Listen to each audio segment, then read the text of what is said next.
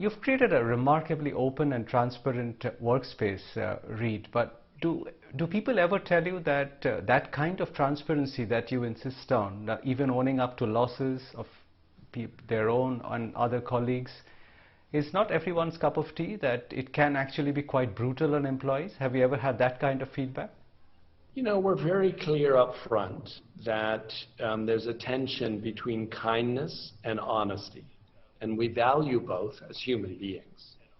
But in the work context, we're around excellence and around performance, so we're going to lean into honesty. And some people, that's too much for them, they don't like it. Other people thrive. It's like finally everybody is open and direct, and then we can achieve more together. So you're right, it's not for everyone, but it's very responsible, respectful, productive. We want honesty not to hurt someone. We want honesty because it helps someone with higher performance. What's the most honest feedback that you've ever received from a colleague? I mean, are people open about telling you that you're doing something wrong?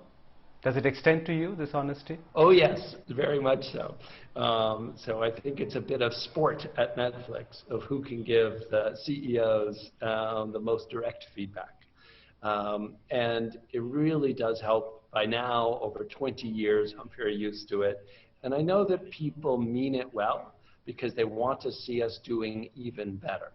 And so I've learned to just accept it. You know, in sports, you exercise a lot, you know, you do a lot of running, it's hard, it's painful, but it makes you stronger. So I try to think about it as emotional exercise. It's like doing push-ups and chin-ups where it really hurts, but boy, does it make you stronger.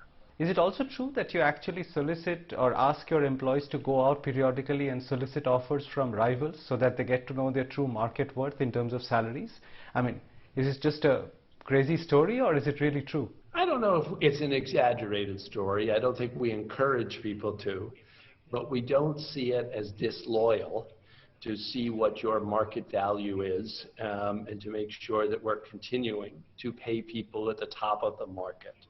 So we see it a little bit like professional sports, where you have you know, a bidding system for the players, and the players deserve to get paid at the top of the market and to be, you know, really great at their work. How much of these ideas that you're trying to instill within the organization have you been able to instill as a human being, as an individual in your own life? I mean, do you always practice what you preach in your own life? No, I think there's the professional workspace where we're really focused on performance. But in my family life, then I'm focused on kindness, and it's a lifelong commitment, and it's you know, it's not a top of market. So I think of the friends world and family as very unique. And then there's the professional world where we're coming together as a team to make a difference in the world. And then it's about professional excellence. So I think of those as very different worlds in how I operate. How would you describe yourself, Reed? I mean, if somebody came up and said, tell me about Reed Hastings as a person, and you had to describe yourself or sum yourself up in a few sentences, how would you describe yourself? You know, I think people would say I'm generous and thoughtful and seeing ahead of the curve where things are going. And that combination has been very helpful to Netflix. I want to ask you a little bit about the kind of inequality that exists, not just in America today, but across the world, because I know that you're very cognizant of it and you're trying to do something about it, particularly with racial inequality in America.